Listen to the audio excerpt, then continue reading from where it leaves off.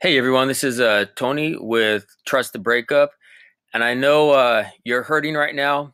I know you're in pain, and the one thing we want is for it to get over, to just feel better.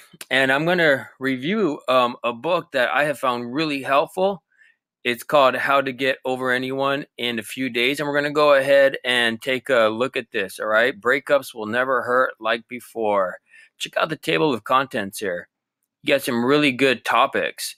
And I'm going to go ahead and choose a few of these to just kind of share with you. All right. So I even highlighted some sentences that really stick out. But this book has been really helpful for a lot of people.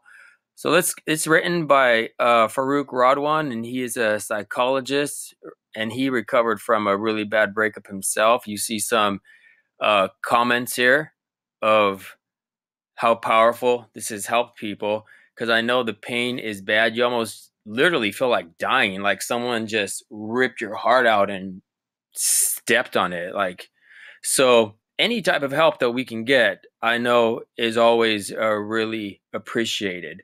So this is just general stuff about the book. The first one is What is Love? Helps you understand what love even is. But we're going to keep going until we look at this one, okay? The unconscious criteria.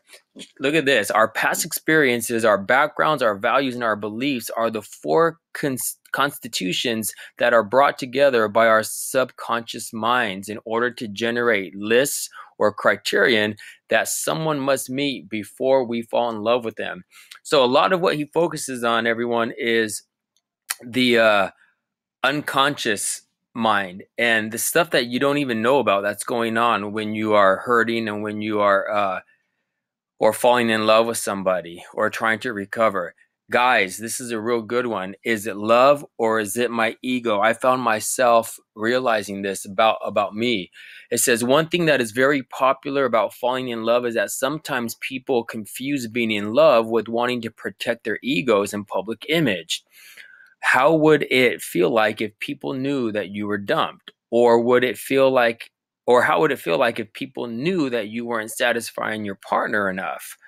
And sometimes you just don't want to lose. As men, sometimes we just don't want to lose. And we confuse that with loving the girl.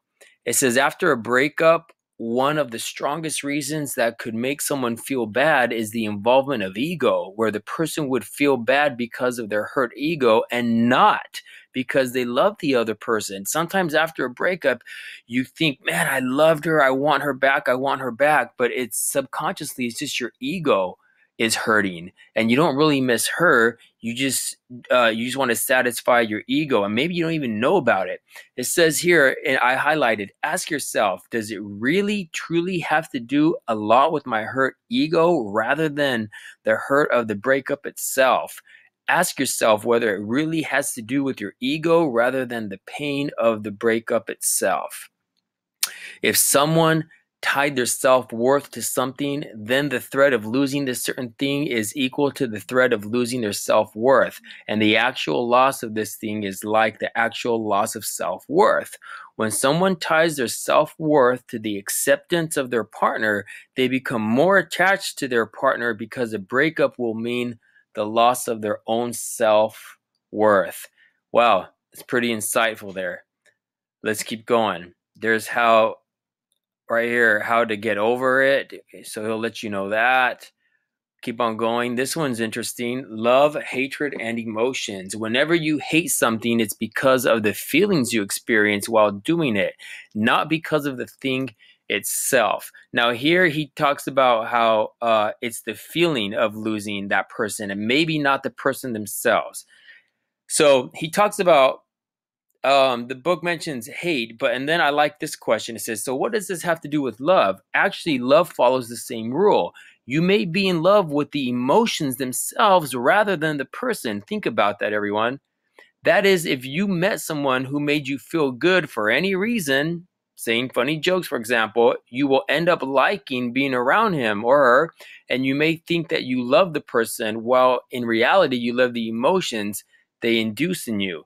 Okay, so you might be hurting so much simply because you miss the emotions that person brings, not necessarily that person, because someone else can come and bring in similar emotions and spark that in you, and then you can fall in love with that person as well because they bring out the same emotions. Now it'll take time to let that person go. But what I'm saying is that it may not be that specific person because someone else can show up in your life and bring you similar emotions. All right.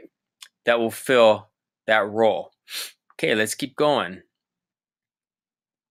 Where have I seen you before? He talks about falling in love with someone who is similar to a previous relationship, and you're really not in love with them, but of the memory of a previous person you dated.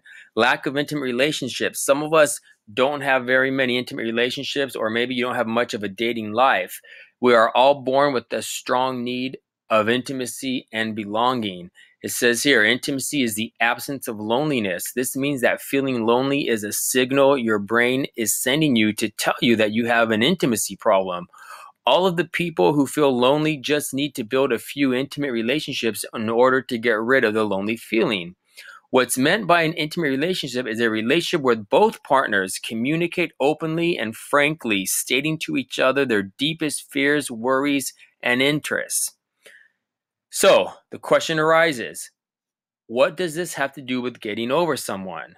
There is a very strong connection between lack of intimacy and failing to get over someone, as sometimes people get into a relationship just to compensate for the loss for the lost intimacy. All right? So it's the intimacy that you are longing for. And when that person's gone, you no longer have it and you're longing for the intimacy, but that can come with someone else in the future. Let's keep looking. As you can see, the subconscious mind always buries the real reason, and the result is being attached to someone thinking that they are the one or the soulmate. While in reality, there is no such thing as a soulmate or as the one. I've mentioned this in a previous video, but it's just your unmet needs that made you fall in love with someone. We come under the delusion of the one because of the culture, media, movies, things we've seen, when really the one, like the one person out of 7 billion, that doesn't exist, because you can be very compatible and very happy with many people. So this book gets really into the subconscious and the role the subconscious plays in your pain and hurt after a breakup. Let's keep going. What are you trying to prove? He's everything to me. When we think that person is everything in the world to you, just too much to erase. Let's keep going to this one topic that I think right here, everything reminds me of them.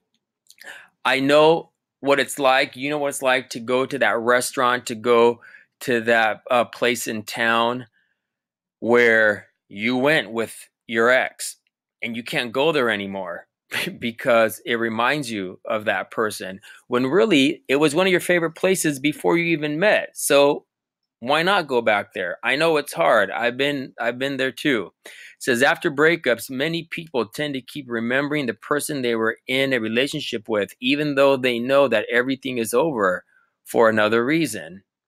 This usually happens because of the associations that their minds formed of the person with different things. For example, he goes on here to look at these bullet points: going to certain places, listening to the songs, etc.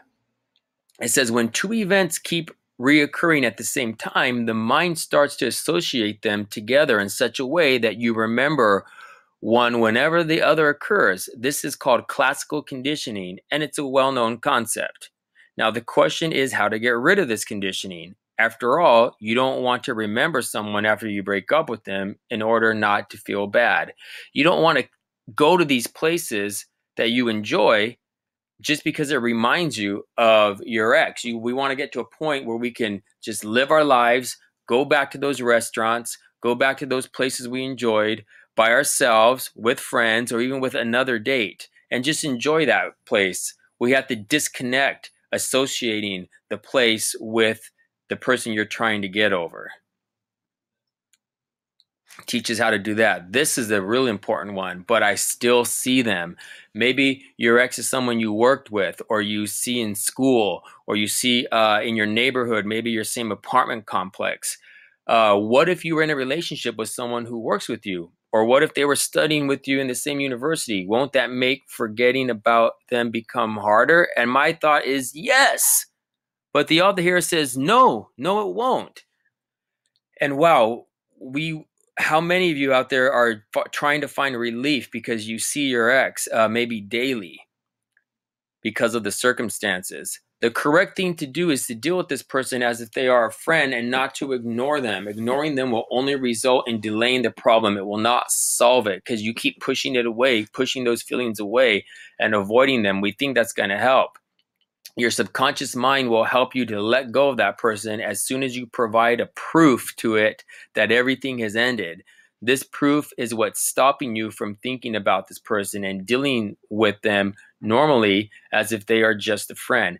It's called the thread of hope. That's what I like to call it. You see them and your mind's not convinced. Your subconscious isn't convinced that it's over. And if it's not convinced it's over, you're going to see them and keep hoping it can happen, and those old feelings will just keep coming up and coming up until you can just cut that thread of hope and your subconscious can understand it's done.